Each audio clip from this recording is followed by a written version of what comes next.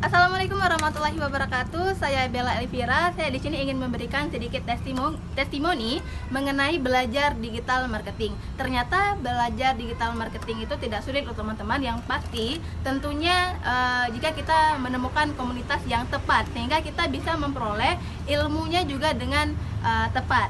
Nah, sebelumnya saya juga memulai usaha di bidang kuliner, tapi karena saya tidak pernah belajar ataupun kurang paham digital marketing, jadi usaha saya itu terbatas. Produk saya itu tidak bisa saya perkenalkan ke orang banyak, ke masyarakat luas. Nah, dengan belajar digital marketing ini, saya bisa memulai usaha dan saya bisa mengembangkan produk saya ke orang banyak. Jadi menurut saya sangat wajib dan sangat penting belajar digital marketing. Oke.